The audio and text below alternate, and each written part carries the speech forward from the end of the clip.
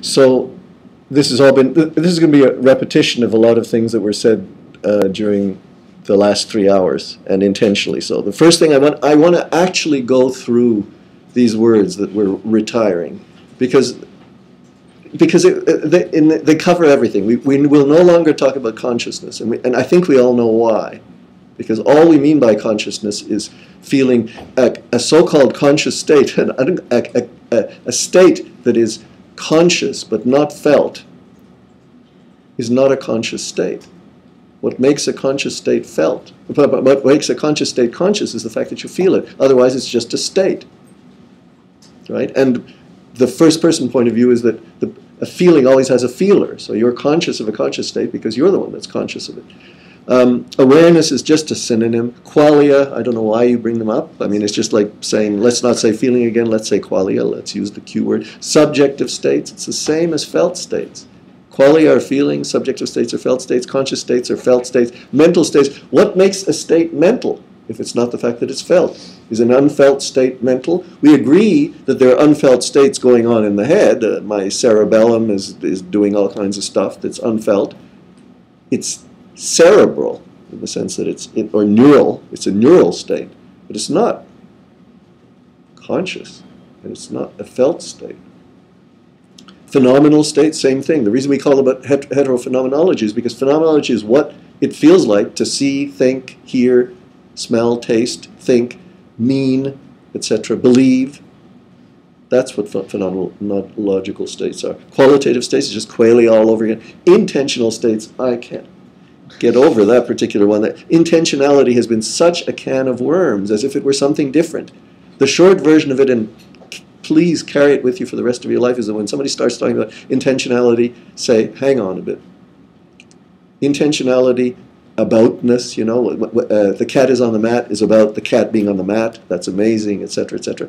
All it is, as usual, is a string of words. The cat is on the mat. A state of affairs. The cat is on the mat. A T3 robot that emits the string of words and does or does not pass T3. If it passes T3, it can tell you what a mat is, what a cat is, what being on a mat is. It knows how to behave in those circumstances. It cares about cats if you want, etc., etc. All of those things, those behavioral things that go with emitting that string of words.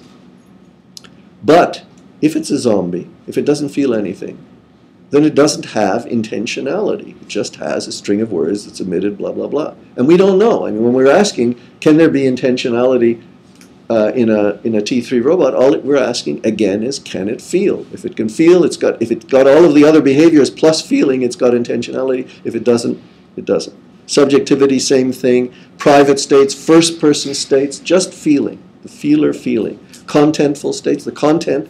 Remember we were saying that the hard problem is not about what you feel, you know, whether you're feeling cold, hot, red, green, believing, etc. It's not what you feel, it's that you feel at all.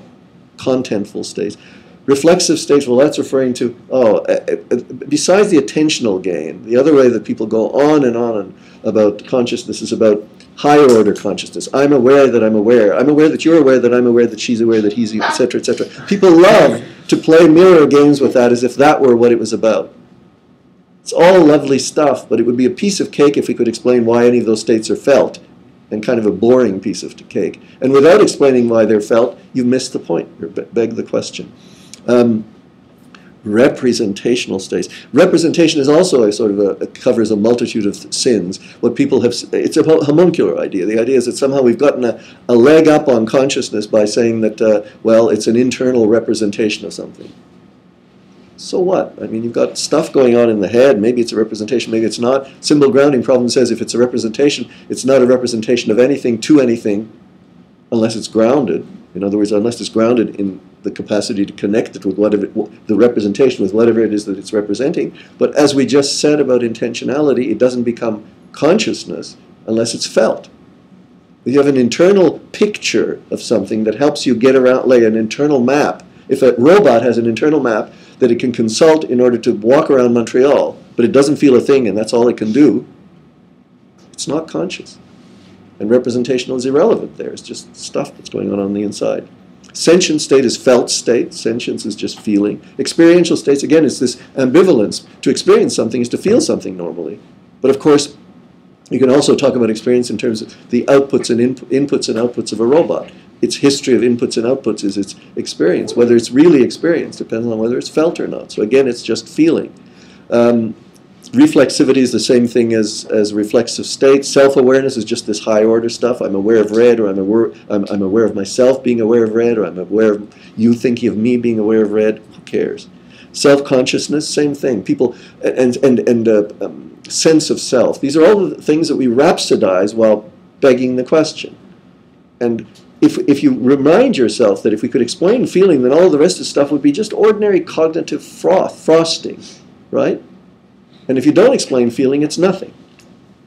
So self-awareness, sentience, raw feel, same stuff, experience. And then, of course, eventually it takes us into religion, the soul, the spirit, the mind. The reason we have all of these faiths believing, and it's belief, it is about belief, because it's not about sort of empirical facts, it's about stuff interpretations you can make of facts. The reason they believe that there's a thing called a soul that's not made out of material, it's immaterial, and that's immortal, obviously if it's not material it can't die, is because of the hard problem. We have no way of explaining feeling in terms of the usual material stuff, so that there's nothing to restrain us from thinking of it as being ghostly matter that lives on after we die. Okay, the reason we equate consciousness with feeling, now follow in the hierarchy, clearly feeling is an internal state. It's not an external state. Until next week maybe we'll find out that it is. But it's an internal state, a head internal state. It's mental, but it's mental only in virtue of the fact that cohabiting inside this skull is a feeler. If there were no feeling going on over here, it would not help to call it mental. I may as well be a toaster. It's no more mental than a toaster if it's just stuff going on inside, therefore internally, but no feeling. Conscious is only conscious if it's felt.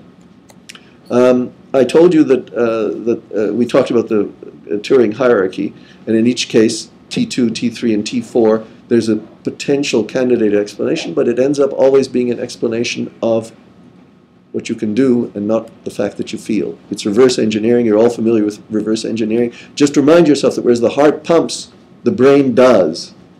And so what we're trying to, and that's a lot more than pumping. So we're trying to explain with T3 and T4, if you like, everything that the brain can do. Trouble is, it leaves out the most fundamental thing it is the most fundamental thing, because as I say, if we didn't feel, then nothing would matter. So you can't say, well, yeah, there's a little bit, this little bit in my perpetual motion machine that doesn't quite work, that's the part about feeling, but let's forget about that. That is the essence of it. So in discarding that, and we will have to discard it, we have to realize that we're also discarding the essence of why it is that you took psychology. You took psychology like I did too, because I want to understand my own, I was an adolescent who wanted to understand his own mind and other people's minds and help other people understand their minds and blah, blah, blah. You know what I know that you know that I know, etc. All of that, isn't it a disappointment to know that all of those motivations are in a sense not going to be fulfilled by an explanation? Because unlike the heart, the brain feels, and we can't explain how or why it does. To explain how or why it does means a causal mechanism. And the fatal flaw is that in all other causal mechanisms, in the causal mechanisms of doing, you can always identify some little widget inside the device that if you took it out, something wouldn't work. Right? And that's usually the zero-order causal explanation of what that gear there, what causal role it's playing, is say, look, if you take out that gear, this would happen, that would happen, and the watch wouldn't be able to do this, and it wouldn't be able to do that. You can take out the amygdala, and with the amygdala you can show that there's certain things that, plenty of things we can't do, but you can't explain why it is that in taking out the amygdala, you've also taken out feelings. And in particular, if it's feelings you're asking about, rather than an organ. Because with organs, we can, at least with parts of the brain, we can always explain what role they have in doing. So there's no problem with the causal explanation of doing. But when it comes to feeling, it's actually feeling that's the widget that you're asking about. What would happen if we took out this widget? What wouldn't work? And it turns out everything would work. The intentional explanation, the explanation of why it isn't attention, is just a little microcosm of what you can do with any attempted explanation for the causal role of feeling. You can say any sentence of the form, we have to, or we feel, or we need to feel because The because turns out to collapse when you try to say, well, what if I took out the widget feeling? What would be different? Can't say. And it isn't because feeling, as I say, is the causal power of feeling is doing things because you feel like it. What makes it special isn't because it's action at a distance, because it's just the same problem when you're actually doing it with your hands. It's not mind over matter in telekinesis when I'm trying to just concentrate on making Adriana stand up suddenly, right? I could do it by saying it, that would be action at a distance, and she would or wouldn't do it. But the point is, it's not a matter of action at a distance. The full problem of the power, the causal status of feeling is there just when I go like this. And that's right, it's as close as I can get, right? It's not an action at a distance. And again, it's the question of what happens if I pull out this widget, what's different? And the answer is nothing's different. That's the hard problem, and that's the one that's insoluble. Next week, sorry, I obscured it. Next week we talk about whether cognition is bigger than the head. Thanks.